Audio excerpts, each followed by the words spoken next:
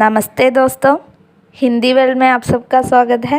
അപ്പോൾ ഇന്നത്തെ വീഡിയോയിലോട്ട് കടന്നാലോ. ഇന്നത്തെ വീഡിയോയിൽ ഉൾക്കൊള്ളിക്കുന്നത് എന്താണെന്ന് വെച്ചാൽ HSA ഹിന്ദിയുടെ ഷോർട്ട് ലിസ്റ്റ് വന്നുകൊണ്ടിരിക്കുകയായിരുന്നു.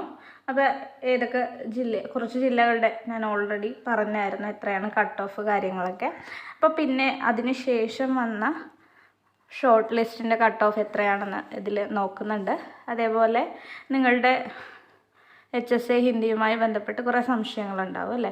അപ്പോൾ അതും സംബന്ധിച്ച കാര്യങ്ങളൊക്കെയാണ് ഡിസ്കസ് ചെയ്യുന്നത്. അപ്പോൾ നമുക്കറിയാം, എക്സാം എഴുതി കഴിഞ്ഞിട്ട് ആദ്യത്തെ പ്രൊസീജിയർ എന്നുള്ള രീതിയിൽ വരിക സർട്ടിഫിക്കറ്റ് അപ്ലോഡ് മെസ്സേജാണ്. അത് പ്രൊഫൈൽ മെസ്സേജസിൽ നിങ്ങൾക്ക് വന്ന് കാണും.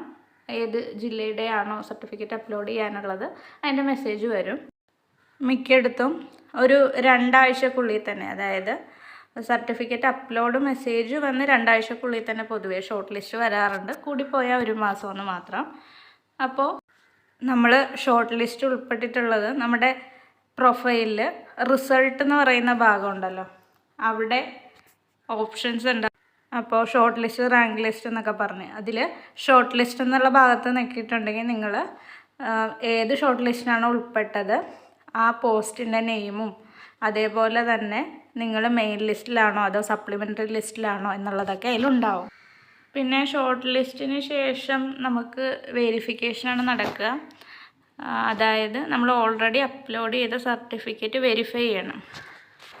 അപ്പോൾ നിങ്ങളുടെ വെരിഫിക്കേഷൻ്റെ വെന്യൂവും കാര്യങ്ങളൊക്കെ വരിക അനൗൺസ്മെൻറ്റ്സ് എന്ന് പറയുന്ന ഭാഗത്തായിരിക്കും. ഇപ്പോൾ വെച്ചത് മലപ്പുറത്താണെങ്കിൽ നിങ്ങൾക്ക് മലപ്പുറത്തായിരിക്കും വെരിഫൈ ചെയ്യാനായിട്ട് വരിക. ഇപ്പോൾ എറണാകുളമാണ് വെച്ചേക്കണമെങ്കിൽ എറണാകുളം PSC ഓഫീസിലായിരിക്കും വെരിഫൈ ചെയ്യാൻ. എങ്കിലും പൊതുവേ നമുക്ക് നമ്മുടെ ഡിസ്ട്രിക്റ്റിലെ PSC ഓഫീസിൽ ചെന്നാൽ അവർ വെരിഫൈ ചെയ്ത് തരാറൊക്കെ ഉണ്ട്. ഇപ്പോൾ ഒരു എറണാകുളത്ത് വീടുള്ള ഒരാൾ ഇപ്പോൾ മലപ്പുറത്ത് പോകേണ്ടി വരാറില്ല. പൊതുവെ എറണാകുളത്തെ PSC ഓഫീസിൽ ചെന്ന് കാര്യം പറയുകയാണെങ്കിൽ അവർ വെരിഫൈ ചെയ്ത് തരും. പിന്നെ വെരിഫിക്കേഷൻ്റെ സമയത്ത് നമ്മൾ ശ്രദ്ധിക്കേണ്ട കാര്യം എന്താണെന്ന് വെച്ചാൽ, നമ്മൾ ഓൾറെഡി അപ്ലോഡ് ചെയ്തു എങ്കിലും ഈ പറയുന്ന ചിലപ്പോൾ സർട്ടിഫിക്കറ്റ് അപ്ലോഡ് ചെയ്ത സമയത്ത് നമ്മൾ മാർക്ക് ലിസ്റ്റൊന്നും അപ്ലോഡ് ചെയ്ത് കാണില്ല. മെയിൻ സർട്ടിഫിക്കറ്റ് മാത്രമായിരിക്കും അപ്ലോഡ് ചെയ്തേക്കുക.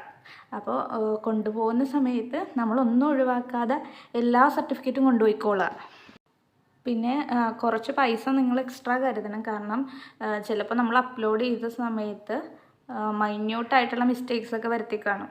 അപ്പോൾ ഉദാഹരണമായിട്ട് പറയുകയാണെങ്കിൽ ഇപ്പോൾ സർട്ടിഫിക്കറ്റിൽ ഇപ്പോൾ റാങ്കൊന്നും ഉണ്ടാവില്ല, പക്ഷേ നമ്മൾ ഡീറ്റെയിൽസ് കൊടുത്ത സമയത്ത് ഫസ്റ്റ് റാങ്ക് എന്നൊക്കെ കൊടുത്ത് കാണും. പക്ഷേ അതൊന്നും അവർ അക്സെപ്റ്റ് ചെയ്യില്ല. അപ്പോൾ ആ സമയത്ത് അത് കറക്ഷന് വേണ്ടി അവരെ വിടും. അതേപോലെ ഇപ്പോൾ ക്ലാരിറ്റിയുള്ള സർട്ടിഫിക്കറ്റ് എല്ലാം അപ്ലോഡ് ചെയ്തിട്ടുള്ളതെങ്കിൽ വീണ്ടും ക്ലിയറായി അപ്ലോഡ് ചെയ്യാനായിട്ട് നമ്മളോട് പറയും. അങ്ങനെ അക്ഷയയിലൊക്കെ നല്ല പൈസ ചിലവ് എന്തായാലും വരും. ആദ്യമേ ക്ലിയർ ആണെങ്കിൽ പ്രശ്നമില്ല, പക്ഷേ ആദ്യമായിട്ട് പോകുന്നവർക്ക് ചിലപ്പോൾ ഇങ്ങനത്തെയൊക്കെ മൈന്യൂട്ട് മിസ്റ്റേക്സ് വരാൻ സാധ്യതയുണ്ട്. പിന്നെ ഇപ്പോൾ സർട്ടിഫിക്കറ്റ് വെരിഫിക്കേഷന് വേണ്ടി ഡേറ്റ് വരാത്തവർ ശ്രദ്ധിക്കുക. ഇപ്പോൾ നിങ്ങൾക്ക് അന്നത്തെ ദിവസം എന്തെങ്കിലും ആവശ്യമാണെങ്കിൽ നിങ്ങൾ പിന്നീട് അവിടെ നിന്നൊരു മെസ്സേജ് വരാൻ കാത്ത് നിൽക്കണ്ട.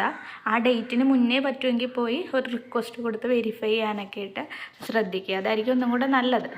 പിന്നെ പറയാനുള്ള കാര്യം എന്താണെന്ന് വെച്ചാൽ, ഇപ്പോൾ നിങ്ങൾക്ക് അതിനേക്കാളും ഹയർ ക്വാളിഫിക്കേഷൻ ഉണ്ട്. അപ്പോൾ നിങ്ങൾ ആ പോസ്റ്റിലോട്ട് ഓൾറെഡി അപ്ലൈ ചെയ്തിട്ടേക്കും. ഇപ്പോൾ HSST ഒക്കെ എഴുതിയവരാണെങ്കിൽ സെറ്റിൻ്റെ തന്നെ ഇപ്പോൾ ഓൾറെഡി ചെയ്ത് വെച്ചിട്ടില്ലെങ്കിൽ, വെരിഫിക്കേഷൻ ചെയ്ത് വെച്ചിട്ടില്ലെങ്കിൽ അവരോട് പറഞ്ഞാൽ മതി. അവർ പൊതുവെ പരിഗണിക്കാറുണ്ട്. അങ്ങനെ നമ്മൾ ഏതൊക്കെയാണോ വെരിഫൈ ചെയ്യാനുള്ളത് അവിടെ അന്ന് തന്നെ വെരിഫൈ ചെയ്ത് എടുക്കുന്നത് നല്ല കാര്യമാണ്. ഈ വെരിഫിക്കേഷൻ നമ്മൾ ചെയ്ത് കഴിഞ്ഞിട്ട് ഇൻ്റർവ്യൂവിന് മുന്നേ തന്നെ നമ്മുടെ OTV സർട്ടിഫിക്കറ്റ് എന്ന് പറയുന്ന ആ ഭാഗത്ത് നമുക്ക് OTV സർട്ടിഫിക്കറ്റ് അവൈലബിൾ ആയിരിക്കും. പിന്നെ കഴിഞ്ഞ വീഡിയോ ഇട്ടതിന് ശേഷം വന്ന ഷോർട്ട് ലിസ്റ്റാണ് ഹൈസ്കൂൾ ടീച്ചർ ഹിന്ദി വയനാട്. ഇനി വയനാടിൻ്റെ കട്ട് ഓഫ് മാർക്ക് വന്നത് 33.67 അതേപോലെ മെയിൻ ലിസ്റ്റിൽ ഉൾപ്പെട്ട കാൻഡിഡേറ്റ്സിൻ്റെ എണ്ണം 51. അതേപോലെ സപ്ലിമെൻ്ററി ലിസ്റ്റിൽ ഉൾപ്പെട്ട കാൻഡിഡേറ്റ്സിൻ്റെ എണ്ണം 57.